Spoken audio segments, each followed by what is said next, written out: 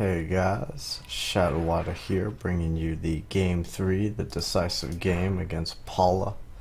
And I believe, what was it, Week 10, Week 11 finals, where in a previous game I kind of whipped out Mortars on Longer Sky against Von Ivan, and it proved to be effective in that situation. So in this game, I kind of came in with that as the game plan, to eventually get some mortars going into the mid and late game.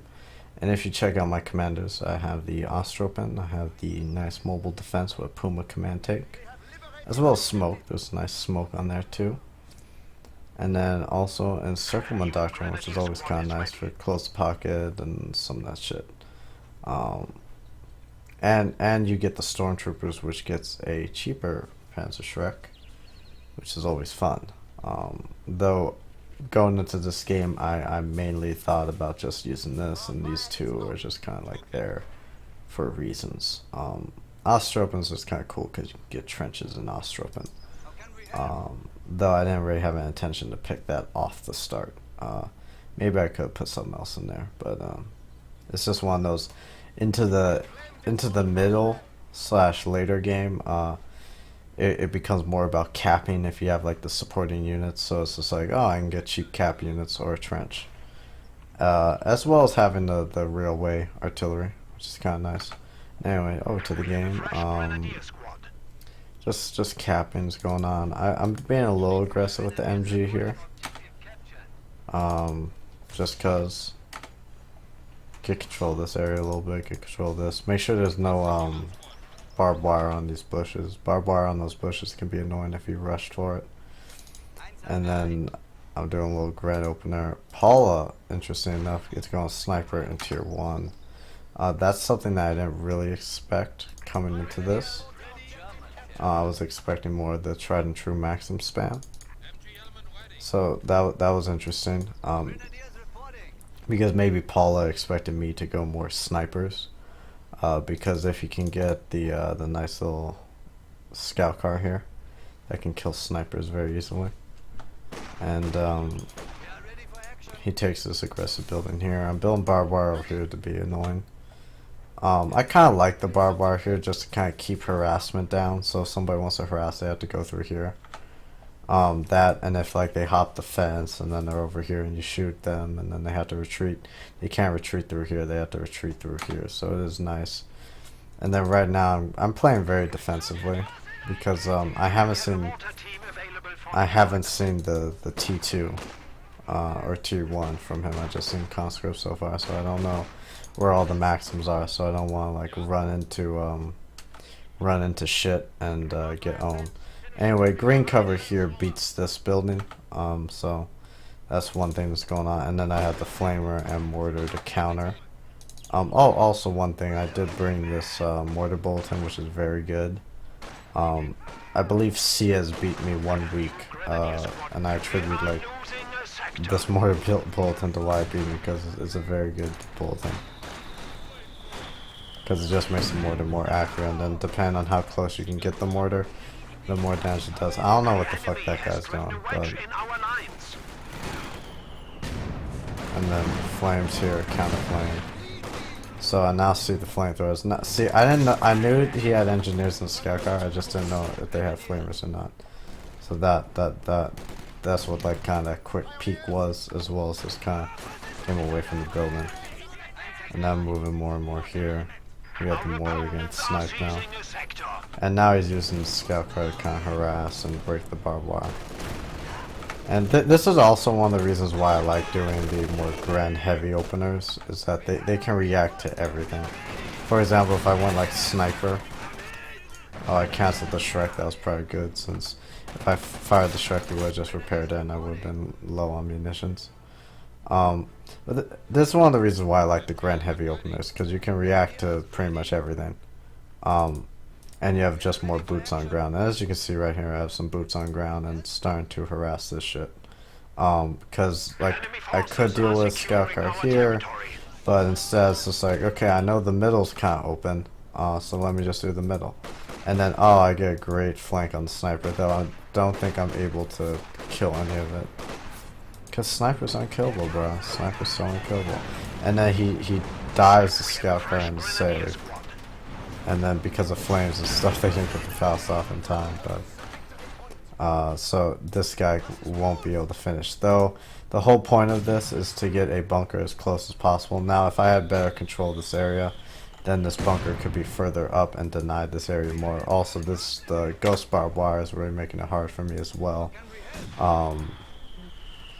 Which kind of sucks, but right now I'm just getting the 4 Grens out, just slowly rolling up. I don't believe I'm teched. Yeah, I'm not teched, and I don't think I teched for a while. So, and then I just have shit here to kind of defend against this. And the MG shoots a bit, and I Faust. Because I just want to keep him off this middle area. Because that's not good. This guy's kind of chilling around for reasons. Maybe to potentially repair the thing if he comes in. As well as, you know, flamethrowers are always nice. Now see, maybe I could have started using the machine gun to shoot this. But it was late in the day, so micro may not be top notch because of that. Though one thing I do like, I'm using the smoke. I am using the smoke to keep the sniper away. And to keep him from really hurting me. But he moves the scout car into counter. As well as the thing. Also, I do get this cut off because he is in the green cover here, which is good.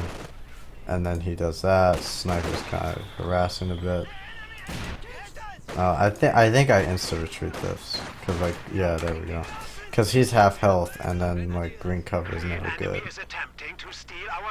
And see, the bunker and the MG kind of work in conjunction. See, if the bunker was further up, it would hit the entire point. So I didn't get the best cutoff maneuver here. Also, Paula's commander choice, interesting. Like the fear propaganda superiority and the KV, like I like it, because especially on this map, Wehrmacht can get. I'm just denying this cap as best I can with this shit, as well as harassing with that. And then I'm getting fucking owned over there. I have a guy just chilling there. I don't know what's up with that. Oh, and then the sniper kind of walks into the MG. But don't worry, snipers are gonna seriously, did he just take an MG to the face and like no damage? That's always awesome. So Paula got the AT gun to kind of counter this, since how powerful it is, and I got the both munitions point. He does have control of this as well as this, so he has double fuel, but I have double munitions, and the bunker is just more or less being annoying. So this is a relatively okay start. I have teched to get like access AT guns, and and since he's getting close to his T3, right? But one thing I forgot to mention, so like the fear propaganda, then superiority, and then the KV8s, that will allow him just to penetrate very easily, especially against a pack wall. Since what's this? The flamethrower hit the engineer, but not the MG in the building. And this is where he just gets surrounded a bit. So that I think that was kind of a little bad luck right there. And then the AT gun is shooting the bunker. The mortar probably will counterfire it soon. And then mainly he needs LOS on the bunker, which I don't believe he has right now. Oh, he has it. But as you can see, like the bunker kind of did its job, where it just kind of denied this a bit, as well as just keep shit in my favor.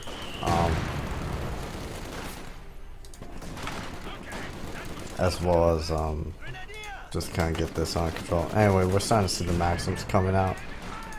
Oh, and also since he went T1, T2, it also plays in favor here, since you don't necessarily have to tech to T3 to get a light tank out. So you can just save up all your fuel like he's doing and just get like KV8 spam going out. Now, oh nice. And this is where I just build another bunker, right? Because the first bunker did so well, why not just build a second bunker, right? Especially when I do have some munitions. Do I have a heal bunker yet? No, I don't have a heal bunker. But as you can see, like I just had the pressure on him. I just had the pressure on Paula, so it's just like keep up the pressure, use the use another MG bunker since the first MG bunker did so well. And this is where we just surround the MG, trying to force him back. And then I think I might pop out the MG here. That's something I should do if I'm not doing that right now. And I have the mortar in the middle just being badass. That guy's gonna die. Yeah, the MG did start moving. We did finally get 2-2 up at 10 minutes. That's something that I've experimented a little bit with, by the way, is not like fast teching. As you can see, there's nothing fast about this, where it's just like heavy early game. Oh, the sniper retreating. And then he's just kind of walking back there to that. And then I'm walking up here. Oh, and now this is kind of pro. He's moving in so he can have vision on that. Though the mortar should be counter-firing. He's doing some weird shit with the thing. Probably moving out mortar range. Flames are killing that guy. And now I could move the engineer mortar guys, but they can more or less handle that. And then I'm also moving my engineers to kind of deal with this.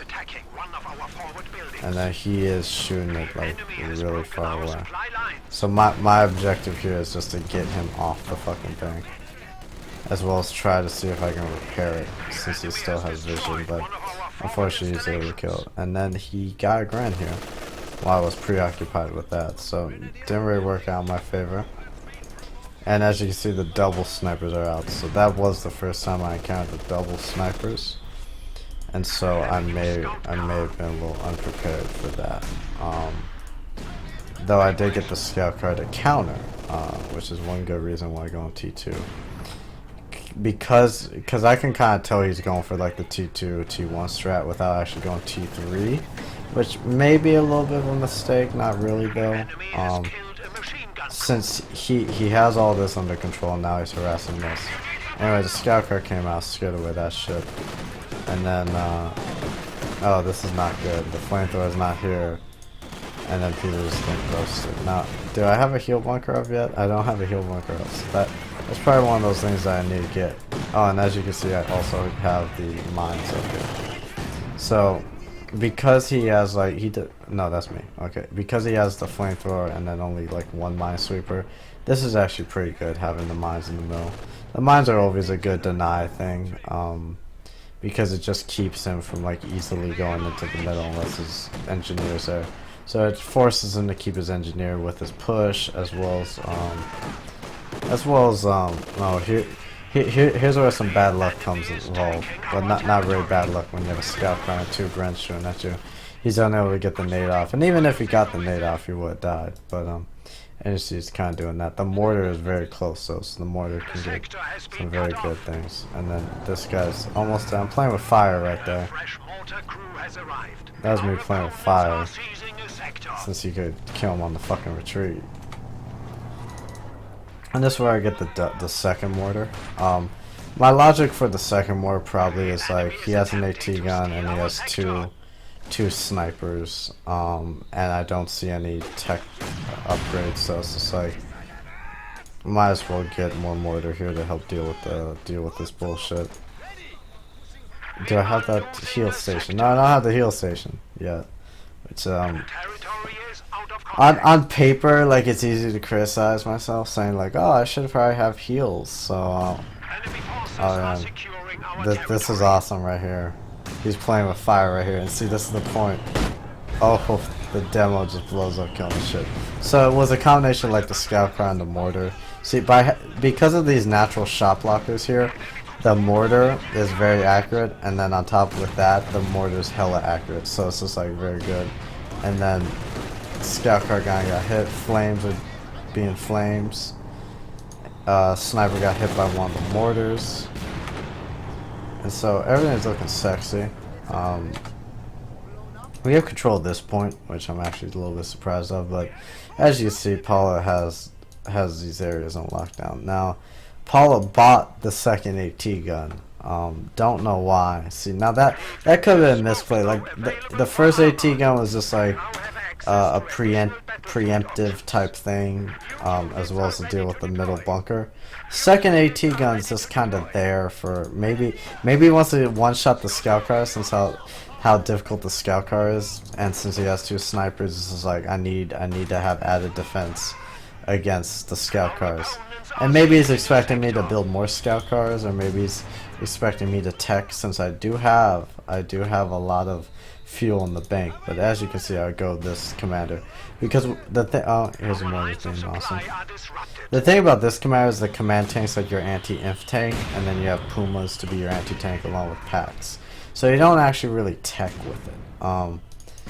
Though that you could kind of say that's a mistake in a sense, because I could have had like a P4 out like about now.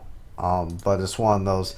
It's one of those. We go heavy on the infantry. We go heavy on T1, T2, and then we use Pumas and then the command tank to kind of be our armor forces. Which, because it's 9 CP, it comes out later. But since Paula is doing the exact same thing, where he's just waiting for KV8s, it kind of works out pretty well. Now I'm moving these guys back to resupply and shit. Now, one thing I will say, like now spectating the game, because I played the game, and obviously I don't know Paula's resources, but Paula had a lot of fuel, and maybe getting out T3 may have been better. I think this smoke is fucking a mistake, kinda, but oh well. My logic probably was I popped the smoke before he moved up, because he probably has a sniper. Anyway, so like I have like my stuff on lockdown a bit, and if he went T3, like he would have had enough fuel in the bank for at least like 1 to 2 T34s, since he was doing so well. But like I can kind of understand how he just wants to like get, how he wants to just get KVAs out. I just think that is a bit misplaced, since because of how heavy I'm going on with the infantry, and how my T2 is so late, how it was late, and I don't really have AT, and I would have just relied on Pumas for my AT. And see, so if he had T3 and then like 2 AT guns to back up if he had the 2 AT guns to back up a T70, that would have worked out very well for him. And as you can see, the confetti's coming down, forcing retreats and shit. One other thing that you may not notice, I do use the infantry awareness ability, because it lets you see through the fog of war. And that's especially useful with the snipers. As well as just the Vet 2 scout car. If we look, the Vet 2 scout car allows me just to see a lot. And that's one of the big bonuses of having a scout car that lives this long. It used to be much harder back in the day when scout cars were weaker, but now because they got buffed, it's actually easier to get them alive. So that kind of synergizes well with the mortar spam, because I have the 3 mortars, and so the logic behind the 3 mortars is like you put one here, put one over there, maybe put one here. You just have like a death zone on the middle by having these mortars so close. And because there's like all these natural shot blockers, there's like this that keeps him from easily killing these mortars. There's this to keep him from killing this mortar. And so because there's just a natural like death ground in the middle, the mortars work very well. They're kind of the cheap man's Panzerwerfer. And so I'm also a very good defensive player. Oh no, do I get this? I'm a very good defensive player, so the mortars kind of work. I killed something, it looks like. I killed a sniper, it looks like. I think that may have been a sniper kill. Also, that is one of the reasons why I did go the fucking 500 mortars, is because he did go 2 snipers, and it's just like, I'm not going to be able to counter sniper snipers, and I'm not going, like, an infantry can't really kill the snipers. Scout car might be able to do it. Like, there's no really great way to kill the snipers except for these things. And now we have the first KV8. We have Puma number 1 just coming out. Now, I hope the Puma would penetrate so the Faust would do damage, but it didn't. Oh, also you can see a demo charge up there. Also, one of the benefits of having like this more defensive strategy consisting around the middle is that I don't have to worry about going too deep because I really don't know if he has mines everywhere, if he has demo charges everywhere. So by being so defensive, I can just kind of sit back and allow the mortars to kill everything. And as you can see, and then also the command tank aura also helps out when it comes to the keeping the mortars alive and shit. And then the constant goes in deep. So all that I believe was just him trying to keep me back, to try to dislodge me. Because the thing is now that the mortar like death ray got pushed back, it's now harder for him to like harder for me to like get back up there, since I was dislodged. And now he has an AT, and then he has the WAT gun with 2 KVs. Like he's in a very good position. And I'm using the special ability here so I can kind of see what's going on here. All I have is a Puma. I'm probably saving up for a pack since I do need that. See, because the double AT guns works. Oh shit, it's just going down. KV is just rolling up. All the infantry's running away. The mortars are kind of rolling. Oh, now this I think may have been a mistake because he's going for the tank. He's going for the tank, and now he's showing rear armor to like a Puma and to a scout car. See, when it's the final game of the finals, you have to whip out everything, including a fucking scout car, and then the scout car is also there to tank pack shots as well. So we got 2 Pumas out. I'm shooting. 1 AT gun's very aggressive. Now, if we put on the fog of war, and put on me. As you can see, like these 2 guys are really low, but I don't see it. Or actually, hold on. Yeah. A mine gets popped right here, but I don't see it. And then his 1 AT gun's right here. Now, because of all the shit going on, if we turn off the fog of war, see he has 2 very low KVs, so I could have probably killed them both, and all I really had to worry about was a pack. Though the only problem is I don't know how much of this is mined up. I don't know, like, does he have another pack back there? Did he tech up to T3, since he does have a lot of fuel? Like, there's just too many unknowns. So while it's easy to say like, oh, Shadowwada, man, you should have went in there, killed both KVs, and you would have been in a great position. But it's just like I really don't know what's going on over there, and I'd rather let it go and stay in a favorable position. Because if you look here, I don't have that much resources myself, especially not that much fuel. So if I lose the 2 Pumas, well, at best I can get a Puma back. And if you notice here, I did a lot of damage, and he has to repair all his shit, and I got the pack, you know, because that really was the guarantee. And in situations like this, you have to go for guarantees and not be greedy. When you be greedy, you gotta do it. Going with the sniper. Talking about being greedy. See, I know there's no mines right here, so it's like I'm gonna be a little greedy for that. So it's better to be in a good defensive position and slowly move your way up, rather than try to go for like the risky moves that may win you the game, but could also equally lose you the game. As Sun Tzu said, the victorious warrior wins first and then goes to war, while the defeated warrior goes to war first and then seeks to win.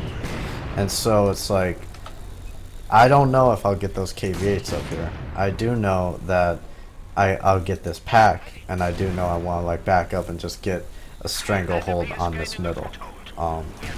Because, you know, I'm confident in my current unit composition. I'm confident in the current situation. I'm especially confident now that I stole the AT gun. Granted, not as good as the pack 40, but when you have no AT gun, the Russian AT gun is better than no AT gun. So that is really where I was, where it's just like I want to secure the AT gun and be in a good position and start to get more a stranglehold back on middle.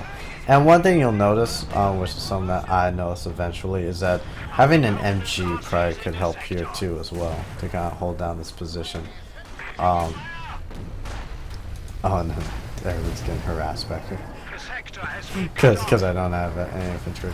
But one thing I eventually get is like an MG42 to help out here, as well as like another pack. Right now, I would say in this situation, especially with double KV8s, is I want to get another pack. And then I did get this bunker here to stop this harass, since he has been harassing this side. And defensive bunkers are always cool. Like, offensive bunker worked well in this game, in the early game. And then this defensive bunker will just annoy him. And so, because he doesn't have a mortar, so he's going to have to use the KVH with the packs to deal with that. And then, as you can see, I do have the aura here, given some defense bonuses. And here's where shit goes down. We got a good defense position here, but then he drops flames to kind of keep it back. And then, and as you can see, the bunker here, a sniper there, going for the mortar. And then I moved the command tank. See, now I did like this because he had the sniper pecking at one of my mortars. And meanwhile, he's moving in with KV8s, and then he drops down the flame RD. So my attention is on, all over here. So my attention is on the 2 KV8s, the flame RD, as well as keeping my tanks alive. So, and as you can see, I did move up the command tank to help give the defense bonus to this. Try to get the decap. This game I'm more aware of VPs than I usually am. Usually I'm not that aware of them. I focus more on just winning the game, right? But there was one game on Longer Sky against Vindicator X. It was like game 1 a couple weeks back, where he was very conscious of the VEEPs, and even though I was in a very good position, a superior position, because I never paid attention to the score. Yeah, I just lost the game because all of a sudden it says you only have 10 points remaining. And it's just like, wait, what? I only have 10 points? What? Because I had I don't know, I had like a Jackson and a Pershing and just like all this shit where it's just like, if I knew I was running out of time, I would have just rolled up in. And one of the benefits of the mortars is that once I get this capped, it forces him to actually move into this fucking cap circle and deal with it. Because, and so it allows the mortars to do their job. Now, if I had suppression, that would work much better. But, having the command tank be the anti-infantry as well as the mortars works out well. And then right now, it's also like the last game of the day after playing like 3 games against Von Iden and then 2 games against Paula. And then I believe Mirage of Flaw was my quarterfinal opponent. So it's just like all day I've been playing people and I haven't had a chance to eat or anything, right? So it's just like from noon till 8-9 p.m. I'm just in my chair playing games. And then I also do remember this day, because I almost didn't play in this tournament because I was already tired and shit. But it's just like, nah, man, I got win it, bruh. So fatigue is also just normally in. As you see, I am popping this ability a lot. With all the shit going on, it's kind of hard to keep track of the scout car, especially with the command tank bonus up. You don't actually see the infantry awareness thing on. And now I'm getting a little bit more aggressive. I'm worried for a demo charge of mine here. That's why those guys are spaced out like that. As you see, Paula doesn't have that many mines down. Oh, and then one other benefit of having the shit ton mortars is that if he does really defensive mines in this area and stuff, the mortars will naturally take them out, and that is one of the benefits of having a Werfer or a Katyusha. Though, like I said, three mortars, especially with the mortar bullets, and that's the cheap man's. That's the cheap man's Panzer Weapon.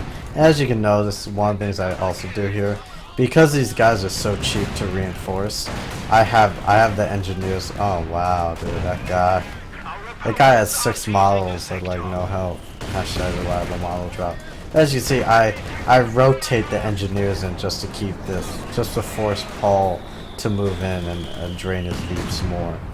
And so I have the Gren, so at this point I'm really getting more and more secured in my position, where I have the Grens in the back to do damage, and then I move up the engineers to be annoying and deny the cap. And then we also have the trip mortars, and I spread them out nicely, so even if he gets a Katyusha or gets KV8s in, he won't easily kill my shit. So that is good. So command tank plus just having them naturally spread out. It's not like I'm a noob who just has them all in one fucking position. So, which also makes this much harder to defeat, because this mortar can zone this area better. the middle mortar can zone this area better, and then this mortar can zone this area better. So each mortar has like a specific area that they naturally deal with, but all three mortars can hit the middle with varying degrees of precision, which allows you to keep it on lockdown. And so this strat would only work on certain maps, such as Longest Sky. So it'd be interesting to see how like relying on multiple mortars would work on other maps. Though I do believe having at least one mortar is good. I don't believe snipers are the best way anymore. Especially since snipers, like, I don't know if anyone's mentioned it, but I've noticed that the sniper has been buggy recently, where it just doesn't want to shoot and shit. Like Von Ivan, he played like a game against OMG Pop. It was one of the single eliminations, and Von's AT gun just wouldn't shoot. And I was watching his stream as he was streaming that, and his AT gun literally would not shoot at OMG Pop's half track. And I was just laughing for like a good like minute or two, because this is an ESL fucking match, and you're telling me the AT guns don't fire, veterancy's bug, you know, veterancy doesn't work. It didn't work at that time, they fixed it though. This is like, oh my god, Relic. Hashtag 2016 for Lee Bounce Designer. Anyhow, we have a mine here. Now, I like this mine here. It's a very defensive mine, especially when you don't have any munitions. It would be easy to be critical of that. But the logic behind this is that he has KVH and he could easily roll into the back of the base. I've seen a lot of games where a T70 or KVH or whatever shit comes in here through the back, and because of how like base buildings are positioned, it could be hard to get a Kadyusha, or not get a pack to fire. But anyway, Kadyusha's firing, and see, as you can see, I have the command tank bonus kind of helping out, but not really. It didn't help out that good. And meanwhile, his AT gun's getting fucked up, and then I'm being on the offensive. So when you have a caddy firing you, and when shit like that's going on, especially with the AT gun now dead, like these are the moments to be aggressive when he doesn't expect it. Like he's just like, oh, I wiped one of his AT guns. Like, oh shit, I wiped one of his AT guns. I Kadyusha barraged him.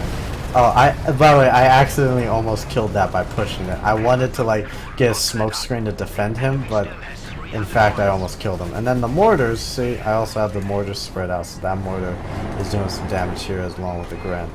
So in situations where the enemy doesn't expect it, do go on the offensive and do try to fuck them up that way. So even though I did take some damage here with the loss of the pack and loss of the mortar, I said fuck that. I went in and I did some damage, specifically making them lose that pack. Now, if I wanted to be a little bit more aggressive, I could have killed the pack with my pack or Pumas, but especially in this game, I just kind of was more cautious rather than going offensive. And then I had the scout car, using the scout car building. Mortar almost got him, and mainly that's to force him back, force the almost dead AT gun to push up, or to like reposition. And then I have him moving up. And he just instant retreats, because he couldn't just easily get that. And then I had the engineers repairing as well as recruiting everything. That is one of the problems of having like all this armor, is that it takes a while to repair it. Granted, they're very low health units, so they're easy to repair, and you can call in more. Because as you can notice, one criticism here is like, Shadowwada, you have all this fuel, tech up and like get stuff. But for me, I'm just in a position where I don't really need to tech up. And as you can see, I don't really have the manpower to like tech up, because I have to get T2, I have to get T3, and then I actually have to build the building. And then on top of building the building, I also have to build the vehicle out of whatever building I want to build. Ideally, you would want a Panther against 2 KVs. If you have a Panther, then you would easily win. But it's just like, I have 2 packs, I have all the mortars. So it's like mortars and Grans and command tank are like my anti-infantry. Pumas, 2 Pumas, 2 AT guns are my anti-tank. So it's just like, I have a great unit composition here. It's own and opponent. So it's just like, why try to fuck that up by going for a higher tech? You know, it's just like, I don't need it. And also one other thing, talking about how hard it is to the herp derps, the herp derp micro right here, I think. But anyway, so I was able to reposition, save stuff. Where's my mortar? Okay, that mortar's fucking gone. I do have a grand. Oh, you'll notice I have one grand cap position here to provide LOS, as well as to flank in whenever shit goes down. Oh, he's trying to steal the mortar. I think that's kind of movie because there's a fucking tank right there. But, oh well. And then his AT guns though are focus firing now.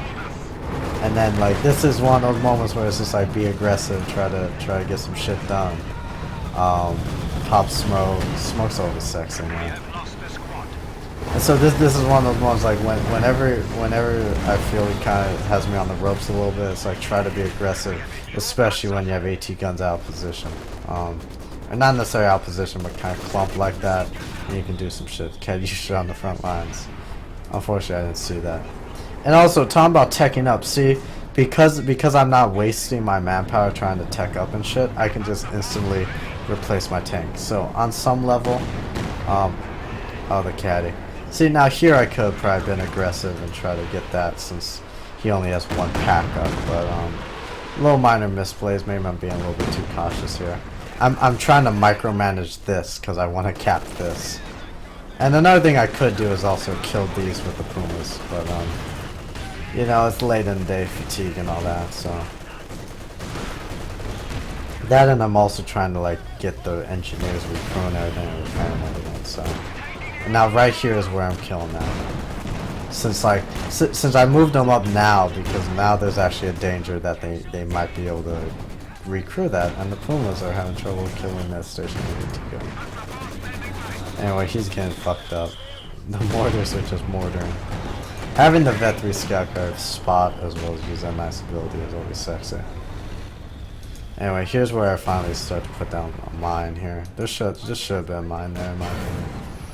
But if we look at the oh, I killed the wreck, so I don't have pathing problems. If you notice the pop cap, I do have the advantage. So for me, one of the things you'll notice from my play is like I usually like get a unit composition going, and I don't like losing anything out of the unit composition. So like once the command tank died, I could have like teched up or something, or it could have just been like, oh, the command tank died, whatever. It was like, no, I want the command tank. Now granted, the command tank is very good because this is my anti-infantry tank, and it gives the buff here, the command tank bonus. So like it is a very powerful unit. But like some like Pumas, you could say like, oh, I lost a Puma, I can just call it a day with the Puma and not replace it. But I tend to like replace units and shit like that. Oh, and this would be like a situation where the Ostropen would be good, since like I don't have that many cap units at this point. And that's one of the reasons why Ostropen are kind of nice, is that they're cheap, very cheap cap units. I did lose a game to Von Ivan where I killed all his Grens, and he went this commander too. And as you can see, Ostropen Reserve is 425 manpower. It's not cheap by any stretch of the imagination. And there was a moment where I just saw like at least like fucking 6 Ostropen just in the middle from this commander, and my brain just couldn't comprehend what I'm seeing, because it's just like, wait, I killed all your units. Why do you have so much shit? And that's one thing about Von Ivan, don't count him out.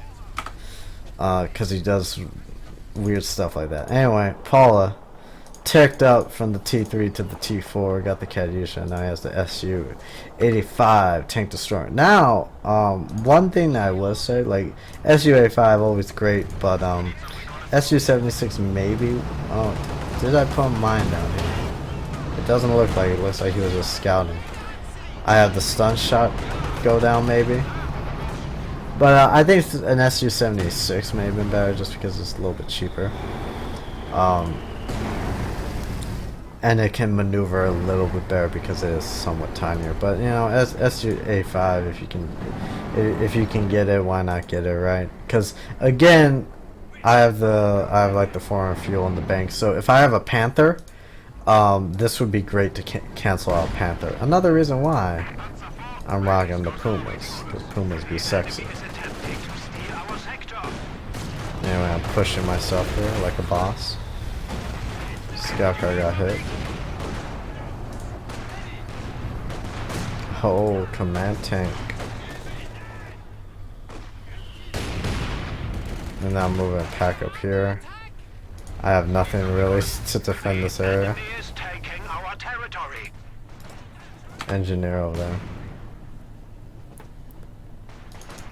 So, and by the way, one thing that tell them about like, how the Panther can get cancelled out by the SUA-5, and then like you have to repair for like 5 minutes. Like if you notice, like these KV-8s haven't been doing much. After Paula did like a very aggressive maneuver, he hasn't really been able to do much with it, because usually the KV-8s kind of get shot to shit before they even get in. And so because of that, now this guy needs to move back, and I don't think I ever move him back.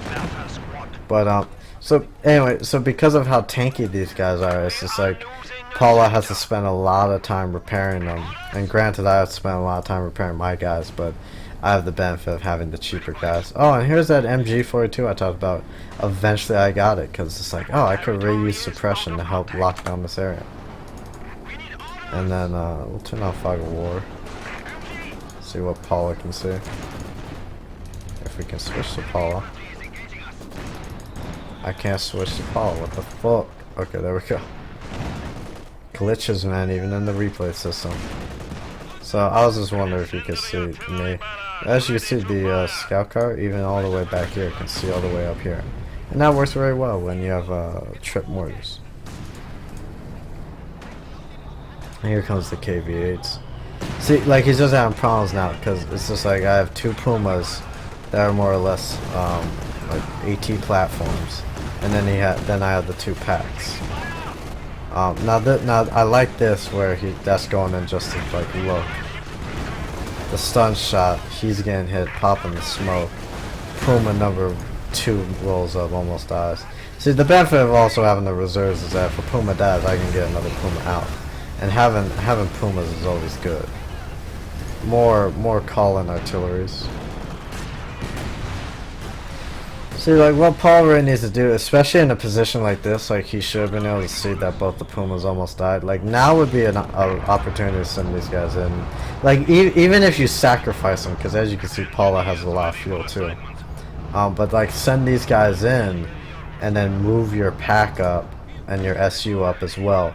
So because one of the big things is like these guys, you send these in just to get aggro, to get aggro and tank damage.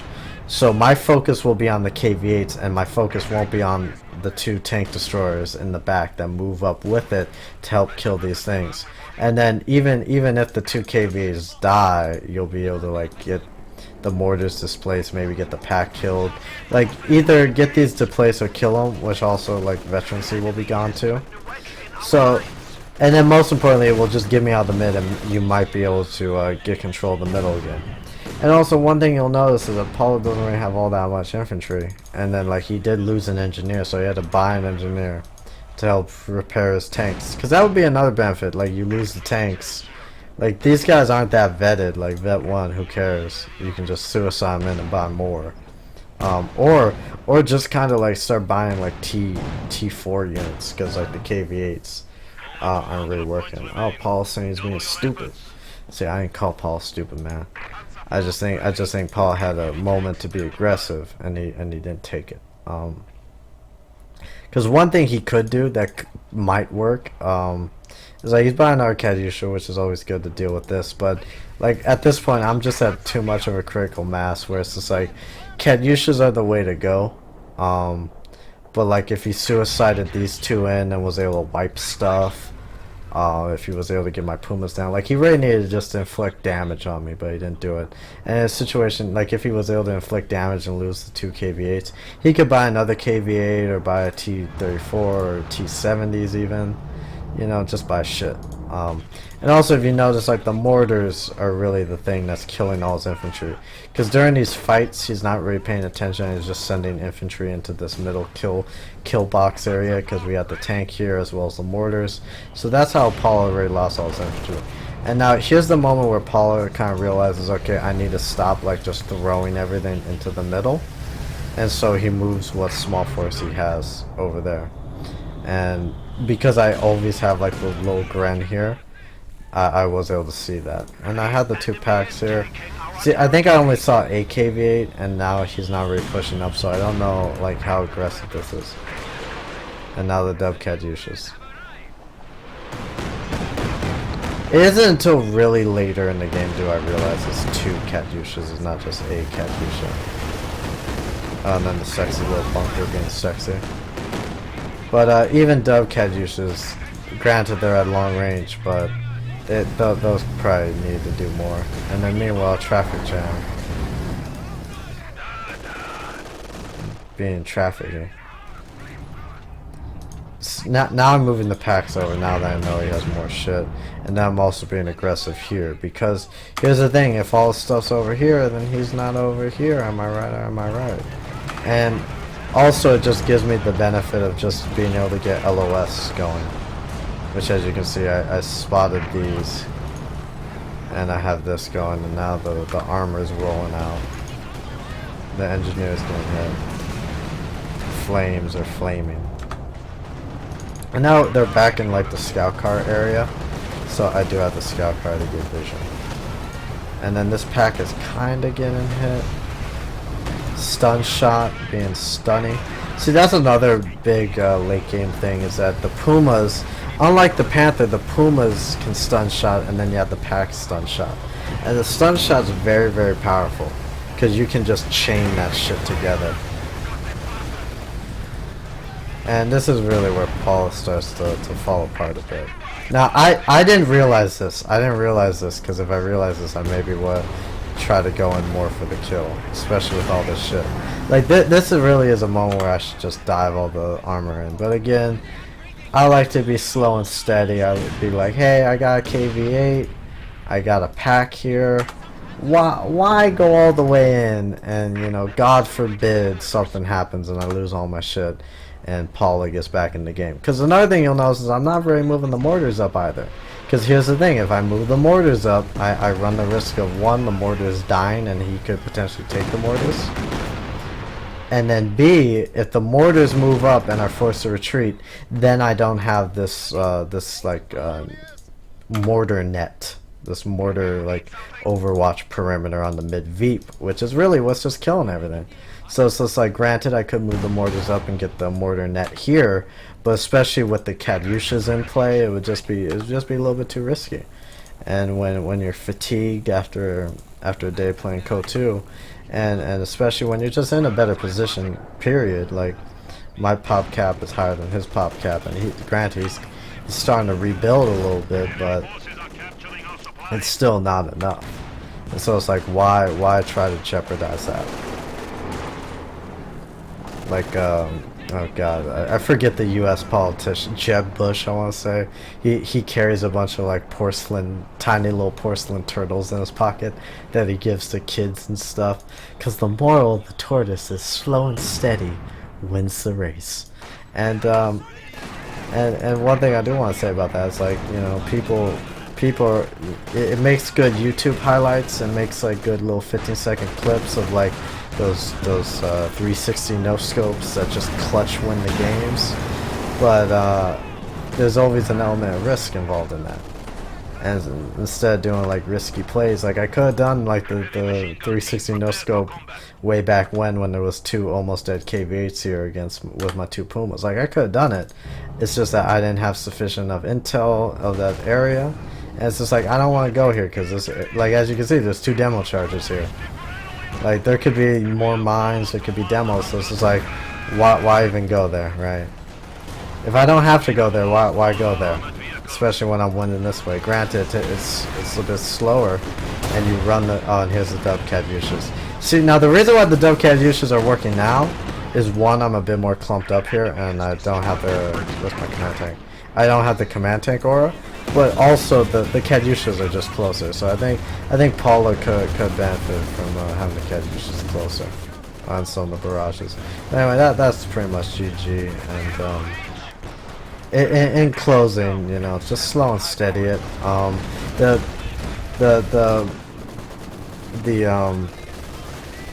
The little counter argument to the slow and steady is that you just give your opponent more options to get back in the game. But especially on longer Skya, it's just like there's only so many ways you can come in. You can come in this way, you can come in like this way, but both the sides are really hard, especially when the middle is the way to go. So what I did, favored my map, the longer Skya map. So Probably won't be able to do this on some other maps, or probably won't be able to do it as easily as I did on this map. And oh no, I never noticed I built a munitions cache, because as you can see, I wasn't using fuels at all, but I was using munitions with stun shots, so as well as like this thing. So anyhow, that was me and the trip mortars to victory that I kind of just came up with on the fly. And though because I've been playing for so long, I did know the potential of the mortars as well as this mortar bulletin, so it pays to know. So I hope you know a little bit more now that you watched this video, and I'll see you guys on the next one. Be sure to subscribe here on the YouTube channel, as well as on my little Twitch stream channel. So before we do go, let's just go over and look at the graphs and damage numbers real quick. Since I want to say, like, potentially Paula did more damage than me just because of like Caduceus and stuff, but probably I want to say probably my unit loss graph is lower or higher, but my damage dealt is probably higher just because of mortars and packs and stuff. And actually his unit loss is actually higher due to the mortars. And so as you can see, the slow and steady wins the race was winning the race. And one thing that's a little bit misleading about this graph is that he had like 2 KV8s, 2 packs, and S285. So that would always keep his graph very high. But the thing is that he just lost all the infantry. And if you don't have the infantry, you just can't really do much. And so when he lost his vehicles, that's where you see the big drop. But anyways, I'll see you guys on the next one. Peace.